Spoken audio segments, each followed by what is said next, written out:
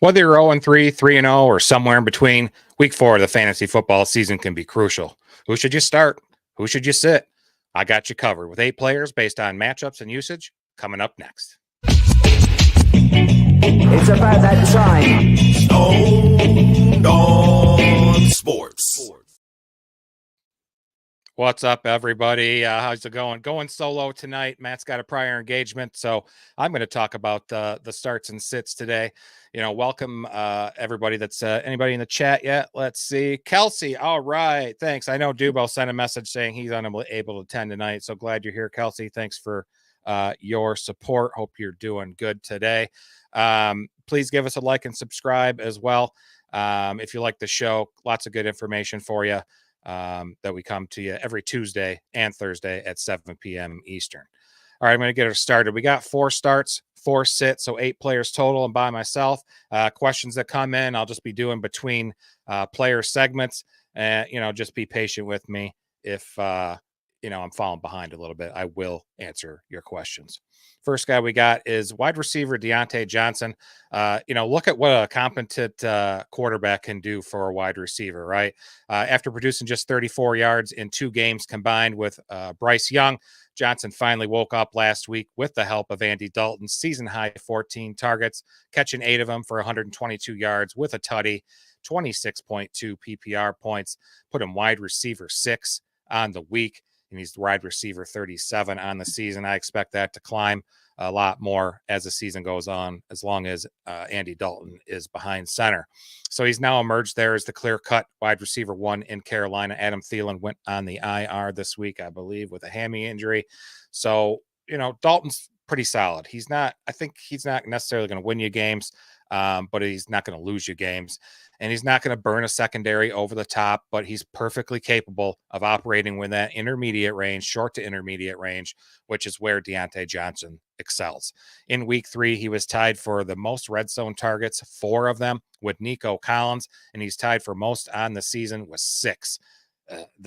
Anytime you can get that and get a touchdown, your fantasy performance for that player is always going to be, pretty good, double digits at least.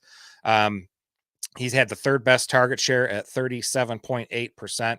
He had the 18th best yards per route run, 12th best ADOT of over 10 yards, and the 16th best PFF receiving grade. And he was 2nd overall with 4 missed tackles forced after reception. So he's throwing defenders off of him, getting them extra yards, getting you more fantasy points. So the Bengals come to town. They face them in week 4. They haven't been very bad against wide receivers. They have allowed the 9th fewest points to wideouts this season. But I think the game script here, Carolina might fall behind. I think they will fall behind a little bit and need, maybe not fall behind, but need to pass a good bit to keep up with the Bengals, which could mean even more targets for Johnson. Remember, he had 14 on Sunday. I have him as a borderline wide receiver 2, top end 3. I think he's an excellent flex option this weekend.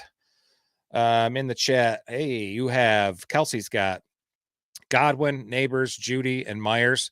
Godwin, I know he's dealing with a neck injury. I believe I have him in a league or 2 as well, and I'll be watching the situation for that. Neighbors has been great, top receiver in fantasy so far this year. I think he's already at like 37 targets or something. It's ridiculous.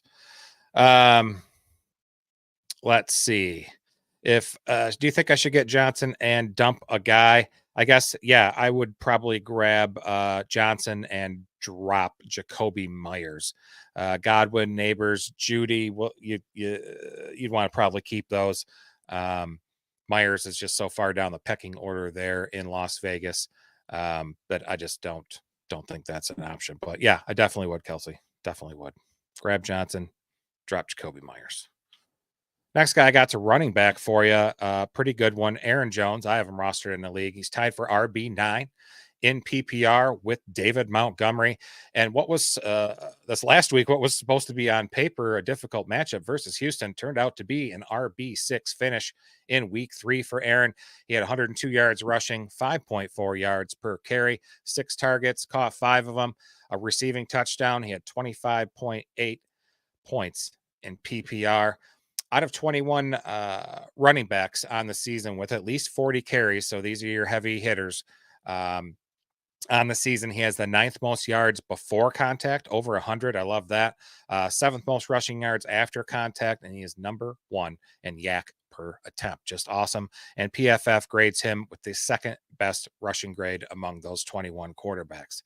On the receiving end, he's talented in both sides of the game, rushing and receiving. He's got 14 total targets this year. 5 of those were red zone targets, which is tied for the most among running backs in the NFL with Jahmyr Gibbs. I like just dropping Lions running backs, Montgomery, Gibbs, love it. Let's see what we got here. No problem, Kelsey. You are welcome. So the Vikings, they travel to Lambeau in week 4. And if you think Aaron Jones has not had this game circled on his calendar since it came out for some time, this is a revenge game for him. So, Green Bay didn't want him. Well, I shouldn't say that. Green Bay wanted to pay him less. He didn't want to get, he didn't want to play for that amount. So he left to sign a 1-year deal with NFC North rival, the Vikings. Green Bay happens to be allowing 23.2 fantasy points per contest, including 3 touchdowns to running backs in as many weeks. Green Bay allows 4.7 yards per carry. That's 9th worst in the NFL and 10th worst in expected points added per rush. And 5th yards rushing over expected per play allowed at 0.97. That's not very good. So you can run on them. They allow pretty long runs too. They've allowed runs of 10 plus yards to running backs at the 4th highest rate in the NFL, about 17%. And for some reason, I'll be interested to see if they change it a little bit. They've had a new defensive coordinator this year, but for some reason so far, they have used a light box. That's 6 or less defenders against the run, the 4th most in the NFL at 67% of the time. They're getting trounced on the ground. I'm not sure why they're not bringing, a safety down or whatever. They've been doing pretty well in the pass game. And I think they lead the league in interceptions with 5 or 6 so far this year. But the run game is just atrocious there. Run defense is just atrocious in Green Bay.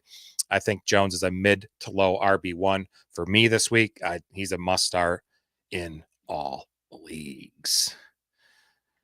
All right. Next I got up. This guy's been doing pretty well this year. Some people are high on him. I know Matt was. I was less so, but talking about Devin Singletary with the Giants, he's really been running well since he got reunited with Brian Daboll. They were together in some time there in Buffalo a couple of years ago, and he's really emerging as a key member of their offense there. His fantasy points and scrimmage yards have increased each week from week 1 to week 2 to week 3. And in PPR, in fantasies, RB17 so far. About a mid RB2. It's pretty nice. He's got at least 14 touches in each of his first 3 games, and he's recorded 20 touches last week where he totaled 108 scrimmage yards and a touchdown. And he could have had a real monster day for they were trying to run out the clock there. He slid down there at the 1 yard line, or right near the 1 yard line there, on a nice 43-yard run to keep the clock running so they could win the game. Singletary is one of those guys. He's a more north-south runner, prefers running between the tackles about over 78% of the time. He's number 1 in the league in that regard, actually. However, his yards per carry is better, actually by a little bit there, while he runs outside the tackles. Overall, he's averaging 4.7 yards per carry, tied for 10th in the league among running backs, and he's had 6 rushes for 10 plus yards or more. He's the 5th best running back in the league in yards after the catch per attempt, at just shy of 4 yards. That's damn good. And it's really impressive considering he's facing a stacked box. I just talked about a light box a little while ago, but a stacked box. Somehow I feel a joke coming in there that Matt would make as well, or Kelsey will maybe, but faces a stacked box. That's 8 when you have 8 plus defenders in the box 26% of the time. And that's actually a top 10% rate in the league. Singletary's also finding the end zone. He scored a rushing touchdown each of the past 2 weeks. He has had some bad, he lost a couple fumbles in 3 games. I don't really think that's a huge issue going forward, as he had just 1 in over 200 rush attempts last season in Houston. And some bad out of 21 running backs with at least 40 carries. PFF gives him the worst rush grade. I don't really totally buy all that. but it is what it is. It's a resource, and we use it for some information, even if it's not perfect. The ground game, I think, should have success there in week 4. They face the Cowgirls. They have been allowing an NFL high 185.7 rush yards per game. Just disgusting. Singletary's volume gives him a safe floor. Combined with Dallas's crappy ass run defense provides a very, very good ceiling. I got him ranked as high as a mid RB2 with the potential to finish as a top 12 running back in fantasy for week 4. I'd start him over Rachaad White, Zamir White, Swift, Javonte Williams, any of those guys. I think you should lock Singletary in fantasy lineup right now. He plays tonight. And PSA, if you don't already know, just a friendly reminder, don't put your Thursday night football players in your flex. That is a rookie mistake. You can't be doing that. By not burning your flex so early in the week, you have more, flexibility later in the week, this weekend, if you have some injuries to deal with, and you can start more combination of players. Let's take that down. We got a thing in the chat here. Think he's better than Mixon. Well, I don't even know if Mixon is going to play this week. Kelsey would have to see. But if Singletary is available in your league, he might not be. You could grab him, hopefully you could put Mixon on IR when he finally gets designated out. Because it doesn't look like he's going to play, and you can pick up Singletary. I like that play against the Dallas. I can't believe Dallas is just, after being so just locked down defensively the last couple of years, they've been so good.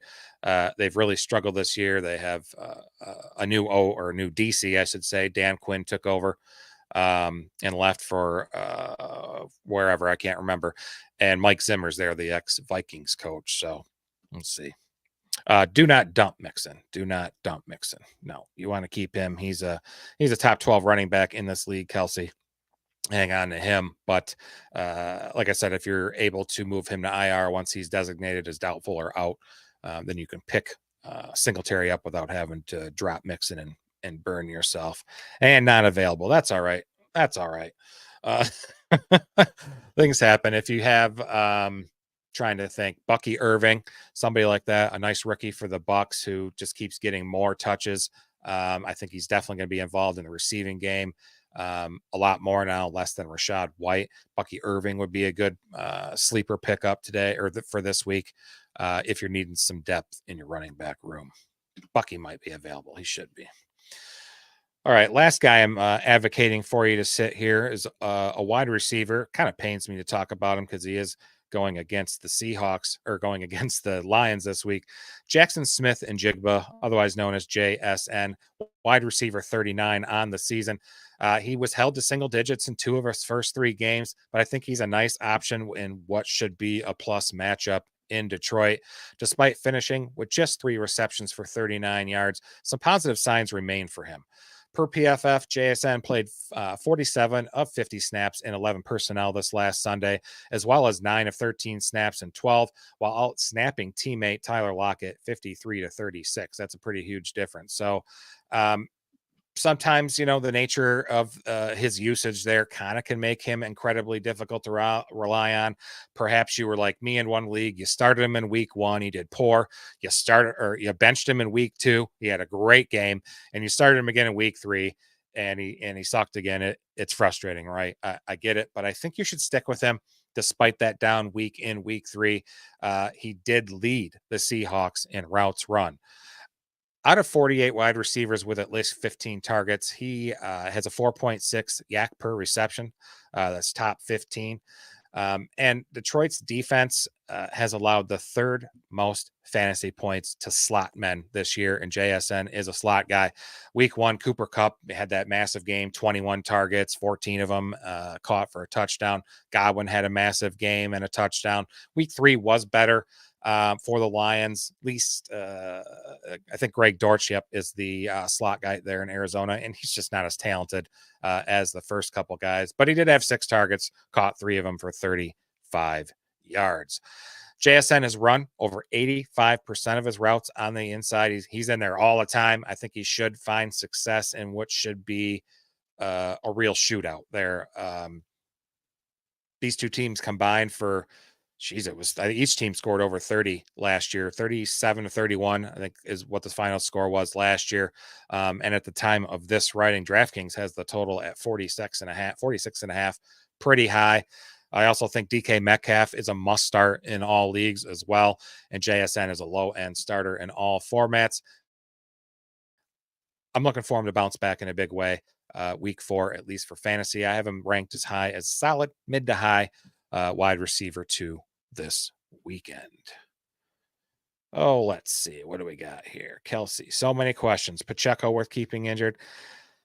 The word around the campfire is he probably won't be back this year, or if it is, it's very late and might be past the fantasy season and only actually available for the real NFL playoffs, not fantasy playoffs. If you had a desperate need to jettison him off your team because you got to put somebody else in an IR, it's probably safe to do so. I don't know if I'm quite at that point. I want to wait a little bit longer, but other people have done it. Other people I know that are in leagues that have played a long time have done it because they got to do what they got to do. They got to clear some space, and him sitting on the IR when you can put somebody else there when he probably won't play, or at least play in the fantasy season to help you. It's not looking likely, I should say. You are welcome. All right, some sits now. I got 4 of them for you. First one is Rhamondre Stevenson with the Patriots. He's been pretty good volume-wise. He got 20-plus carries in each week 1 and week 2 and really was looking like the true bell cow back for New England before the dud last week in week 3. It was brutal. It likely costed some of you a win. I know personally of a few guys that basically lost because of that. Just 6 rushing attempts, managed only 23 yards. He fumbled once. He's now fumbled 3 times on the season, losing just 1 of them. He tied for RB 80 in week 3. Just sick. That's so gross. And it places him RB 23 on the season. So right at the low end RB 2 range. If I'm being honest, there's not much to like about the Pats offense. I think me and Matt have touched on that before. They're last in yards per game, bottom 10 in EPA, second to last in points per game. And they just don't really have any of those skill, dynamic players that defensive coordinators need to scheme against and have nightmares about. They just don't have that. Rhamondre is really the closest thing. And while the Pats offense still sucks, there's still a lot to like about Stevenson. He's 4th in rushing yards after contact, 11th in rush yards, including a couple quarterbacks at 224 yards.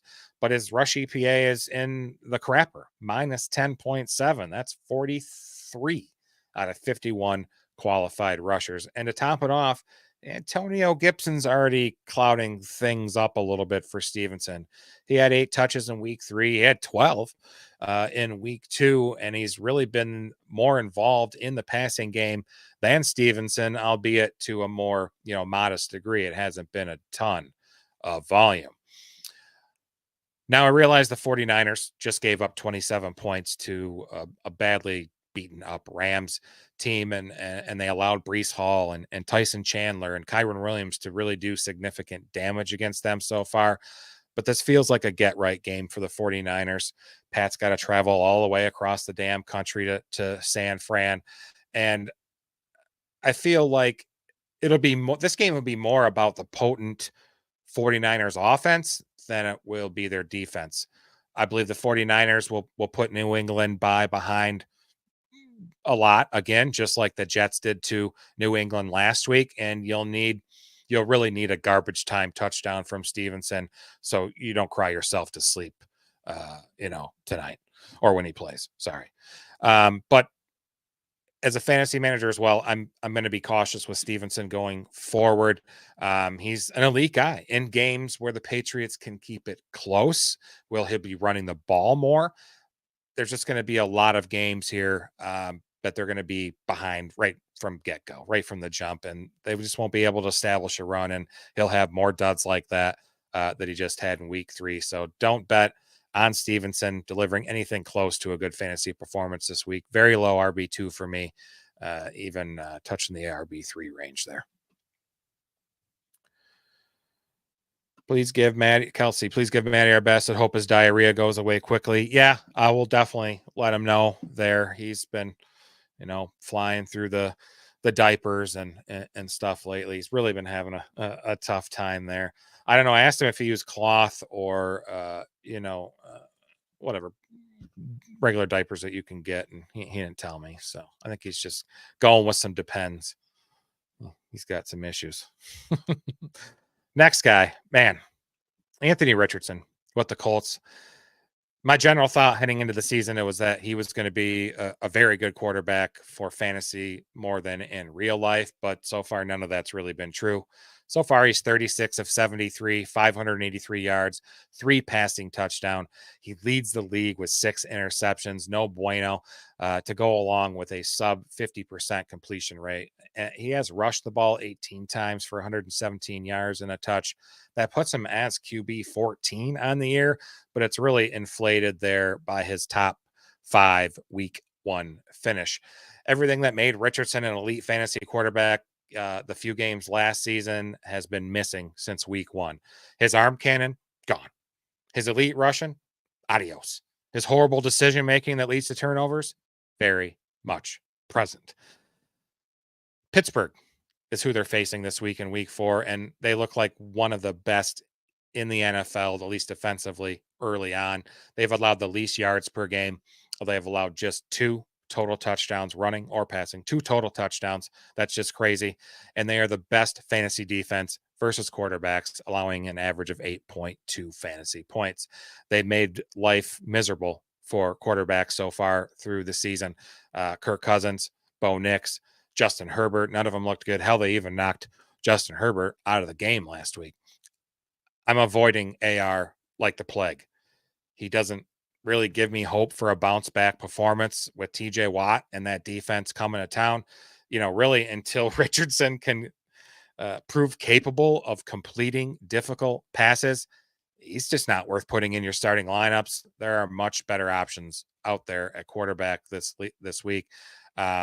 With AR, me not recommending AR this week and the struggles there with the Colts. Pittman is also a huge sit that this week. Forget about it. Don't do it. Joey Porter Jr. is coming to town too. He's going to lock him down. The only one to start really on the Colts is Jonathan Taylor. That would be it. Otherwise, don't do it. Kyle, what's a really good football movie? Oh, wow. Rudy, of course, is good. Trying to think of some. Any Given Sunday was pretty good. A little more violent than I thought it would be when I watched that years ago. Little Giants is still a favorite of mine from long ago that came out in the 90s with Rick Moranis and Ed O'Neill playing head coaches versus each other. It might have been brother-in-laws or something like that. I can't quite remember. Remember the Titans is good. It's not completely historically accurate. There was a Coach Boone. There was the assistant coach. There was some other players in there that were real life, but those schools were actually integrated before that all happened. So it was strange the way they portrayed it, but Hollywood is what it is. Other good football. I know I'm missing something that I'm just not putting together. Varsity Blues was good. Necessary Roughness was good. Jesus, that's when, man, that was a long time ago. Scott Bakula's in it. Kathy Ireland's in it. Good stuff. You're welcome. I can't think of any more, Kelsey. I can't believe Loud Boy's not in here. I'm glad you came to support me. I appreciate it. All right, got a couple more guys. Next up is J.K. Dobbins with the Chargers. In week 3, he was kept in check by the Steelers, who I just talked about, rushed for just 44 yards on 15 carries. He finishes RB 36 last week. He is RB 12 on the season, so he is a top 12 running back, just barely an RB 1. It's really a nice surprise for those that drafted him. I know I stayed away from him because with that Greg Roman offense and Jim Harbaugh and them running the ball, and there was such a plethora of running backs, you just didn't really know how it was going to shake out and who would be the leading guy. So I kind of shied away from that backfield this year. But I guess at this point, hindsight's 2020. I wish I really would have gambled on taking Dobbins in some of the later rounds, and he's looked really good. A couple stats: NFL's third leading rusher through week 3, 310 yards. He is number 1 with 7.4 yards per carry and tied for first in rush yards over expected. Third with 3.7 rush yards after contact per attempt among 31 running backs with at least 30 attempts. But I got him on the list for a reason. Things get way more challenging this week when facing the Kansas City Chiefs. If there is one thing the Kansas City Chiefs are good at, it's preventing teams from getting strong performances from their top offensive options. Week 1, Mark Andrews was irrelevant. Week 2, Jamar Chase was wide receiver 46 in fantasy. And last week in week 3, Bijan, he scored a touchdown, but he was held to just 52 total scrimmage yards.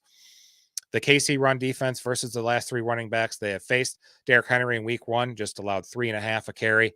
Zach Moss, 2.8 yards per carry. Bijan, a miserable 1.9 yards per carry allowed. They've gotten better each week. Kansas City ranks in the top 5 in rush yards allowed and top 10 in receiving yards allowed to running backs. From a fantasy perspective, they allow the 3rd fewest points to the position, just 12.8 points. Yeah, double digits is nice, but you need somebody to fall in the into the end zone there. If they're averaging 12, a touchdown to get you close to 19.